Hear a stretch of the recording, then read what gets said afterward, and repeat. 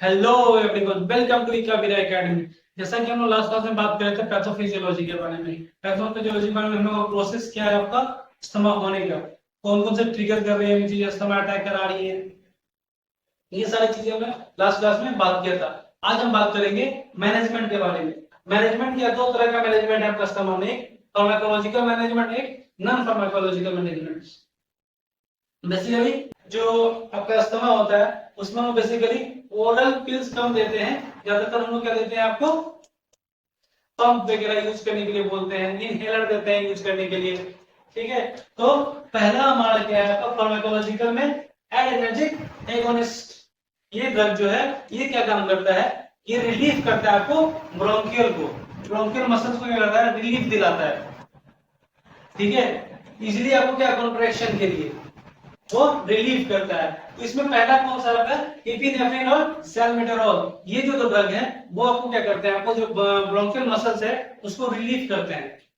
Next है आपका anti inflammatory drug. Anti inflammatory drug क्या कर रहा है, जो भी आपका इंफ्लेमेशन हुआ है ब्रोंक्यूल्स में या ब्रोंकाई में, उसको उस इंफ्लेमेशन को कम करते हैं, रिड्यूस करते हैं इंफ्लेमेशन को। उसमें कौन कौन सा ड्रग है आपका, हाइड्रोकोर्टिसोन, कॉर्टिकोस्टेरॉइड।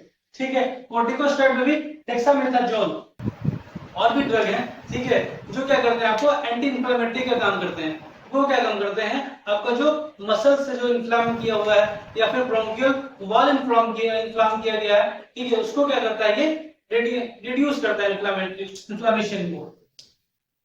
नेक्स्ट है आपका एंटी कोलिनर्जिक। ये क्या है, ये शॉर्ट एक्टिंग ब्रोंकोडायलेटर है। शॉर्ट एक्टिंग मतलब आपका ये ड्रग जब यूज कीजिएगा तो ये जल्दी अफेक्ट करेगा और कम समय के लिए रहेगा। ओके, अफेक्ट जल्दी देगा लेकिन ये जो रहेगा वो शॉर्ट टर्म के लिए रहेगा।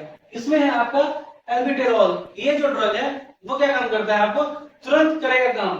ठीक है, लेकिन ये जो रहेगा वो शॉर्ट टर्म के लिए रहेगा। ये था हमारा फार्माकोलॉजिकल। अब हम बात करते हैं नॉन फार्माकोलॉजिकल मैनेजमेंट पे।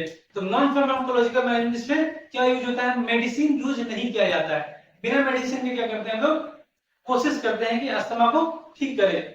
उसमें पहला है आपका आइडेंटिफाई एंड अवॉइड ट्रिगर। आपको जो भी ट्रिगर अस्थमा अटैक करा रहा है उसको क्या करते हैं, आइडेंटिफाई करते हैं और उससे हम दूर रहते हैं, उससे अवॉइड करते हैं। नेक्स्ट है आपका healthy life style. Healthy life style रखने से आपको क्या होगा, अस्थमा अटैक नहीं होगा या फिर अस्थमा नहीं होगा। जैसे हेल्दी लाइफ स्टाइल कैसे कीजिएगा, वेट मैनेजमेंट से। वेट मैनेजमेंट क्या, अगर ज्यादा ओबेसिटी है किसी पर्सन को तो वो क्या शो करता है, वो मे बी इन फ्यूचर या फिर कभी भी इनमें अस्थमा हो सकता है।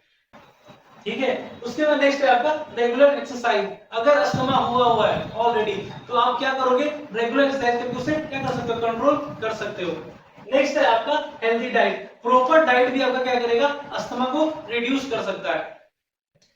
ओके, नेक्स्ट है आपका स्ट्रेस मैनेजमेंट। हाँ, जैसा कि हम लोग एटियोलॉजी में बताया था कि स्ट्रेस हमारा क्या कॉज करता है, आपका एंजाइटी कॉज करता है। ठीक है, तो अगर हम कम स्ट्रेस लेंगे तो उसकी वजह से हम लोग का अस्थमा कम आएगा, नहीं आएगा। ठीक है, नेक्स्ट है आपका quit smoking and avoid second hand smoking या second hand smoke. Quit smoking, अगर कोई व्यक्ति स्मोक कर रहा है उसकी वजह से क्या होता है, आपका अस्थमा अटैक करता है, अस्थमा उसे हो जाता है। सेकंड हैंड स्मोकिंग मतलब अगर कोई व्यक्ति स्मोक कर रहा है उसके अगर आजू बाजू कोई व्यक्ति खड़ा हो, ठीक है, और वो जो स्मोक आ रहा है उसके डायरेक्ट लंग्स में एंटर कर जा रहा है, उसमें क्या कॉज कर सकता है, आपको अस्थमा कॉज कर सकता है। नेक्स्ट है आपका गुड स्लीप। गुड स्लीप और प्रॉपर स्लीप, आपको भी पता है कि अगर बढ़िया सोओगे बढ़िया से तो आपको बीमारियां कम होंगी। ठीक है, तो कुछ बीमारियों में से ये भी है आपका अस्थमा। अगर कम नींद ले रहे हो, ठीक है, तो क्या हो रहा है, आपका अस्थमा उसकी वजह से हो रहा है। अच्छे से नींद होगी तो आपको क्या होगा, अस्थमा से ये अस्थमा कॉज नहीं करेगा। नेक्स्ट है आपका मेंटेन हाइजीन। हाइजीन क्या, अगर प्रॉपर्ली हम हाइजीन मेंटेन करते हैं तो क्या होता है, उसमें हमें ये सब बहुत सारी डिजीज नहीं होती, उसमें अस्थमा भी नहीं होता है। तो ये तो नेसेसरी है कि हमारा क्या, कि हम लोग प्रॉपर हाइजीन अपना मेंटेन किया है ऑलवेज। नेक्स्ट है आपका ब्रीथिंग एक्सरसाइज एंड टेक्निक। अगर किसी व्यक्ति को आपको क्या अस्थमा हुआ है, ठीक है, ऑलरेडी है, उससे हम लोग क्या बोलते हैं कि आप ब्रीथिंग एक्सरसाइज कीजिए ताकि आपका आपसे क्या कर सकते, कम कर सकते हैं अस्थमा को। ठीक है, नेक्स्ट है आपका ऑक्सीजन थेरेपी।